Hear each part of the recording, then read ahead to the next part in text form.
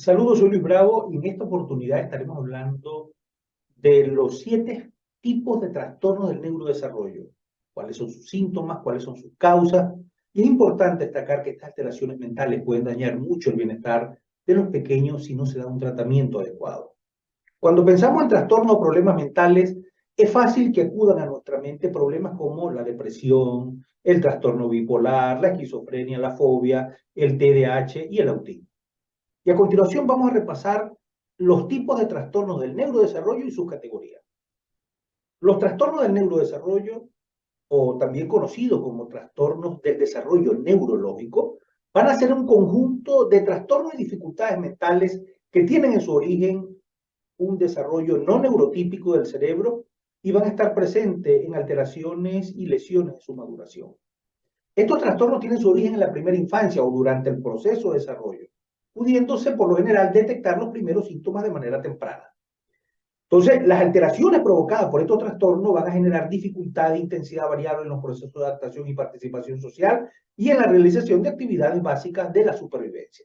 La actividad del niño se va a ver limitada o se va a ver alterada respecto a lo que sería habitual en otros niños con la misma edad y con la misma condición. La etiqueta de los trastornos del neurodesarrollo va a englobar una gran cantidad de trastornos que van a compartir las características antes mencionadas. Si bien estos presentan entre ellos diferencias remarcables según los aspectos que se van a ver afectados. Y a continuación vamos a observar los principales grupos de trastornos del neurodesarrollo contemplados por la última versión de uno de los más importantes manuales de referencia, como lo es el Manual Diagnóstico y Estadístico de los Trastornos Mentales, número 5, texto revisado. Para facilitar esta comprensión, no se incluyen los trastornos que son producidos por un consumo de sustancias psicoactivas o enfermedades médicas. En primer lugar, tenemos las discapacidades intelectuales.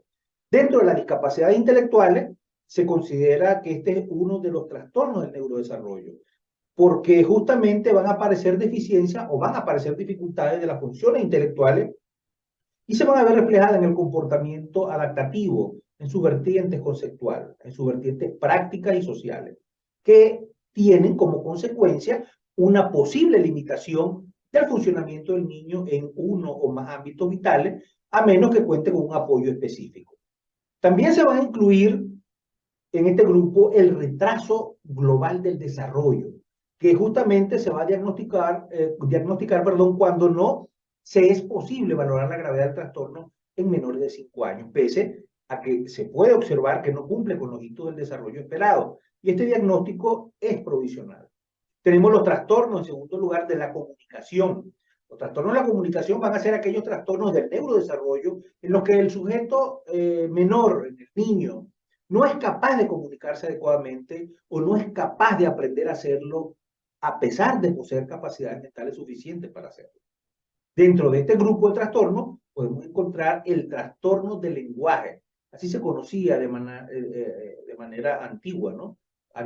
Como el TEL, trastorno del lenguaje. Inclusive dentro de él podemos tener el trastorno fonológico, el trastorno pragmático de la comunicación o conocido también como la tartamudez o el trastorno de la fluidez del habla de inicio en etapas tempranas. En tercer lugar tenemos el trastorno del espectro autista. El trastorno del espectro del autismo se va a caracterizar por la presencia de dificultades en la comunicación y en la interacción interpersonal dentro de patrones de comportamientos e intereses repetitivos y restrictivos.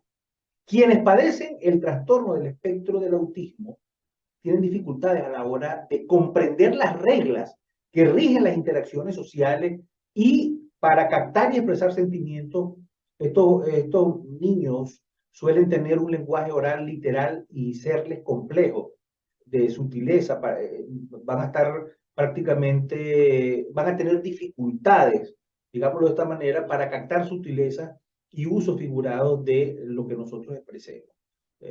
Tienden a presentar preferencia y necesidad de rutina, de monotonía y aceptar mal los cambios. Aunque antes se distinguían diferentes trastornos dentro de este espectro, como el autismo del tipo de Kanner, el Asperger, en la actualidad se considera un único trastorno que los engloba, si bien con, por supuesto, especificaciones muy marcadas.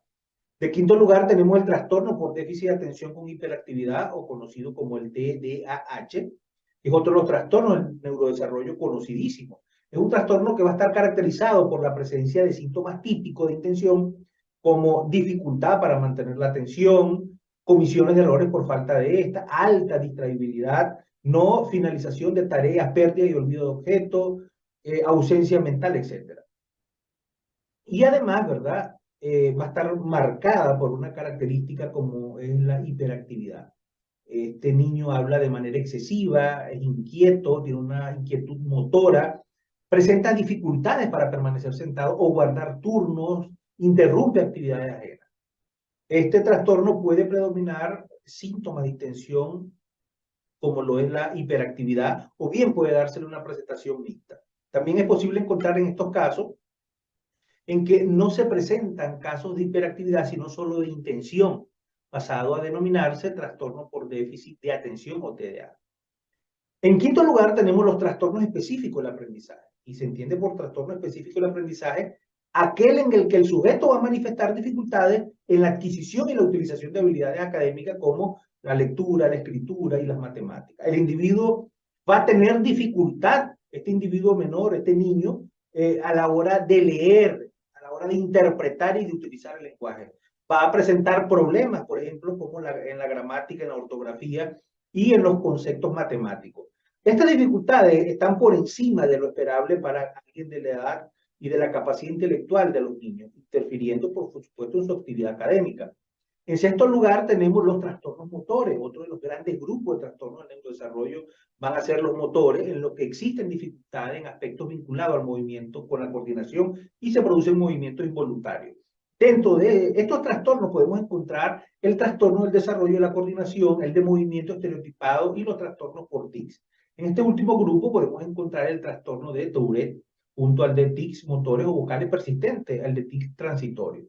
Y en séptimo lugar, ¿verdad? Está catalogado como otros tipos de trastornos de neurodesarrollo, y justamente esta etiqueta que da el Manual Diagnóstico y Estadístico de los Trastornos Mentales va a ser utilizada en aquellos trastornos que van a estar vinculados a alteraciones del neurodesarrollo que van a provocar una afectación en el sujeto menor, en el niño, y en algunos de los ámbitos vitales, pero que justamente no van a cumplir los criterios diagnósticos de ninguno de los anteriores grupos de trastornos.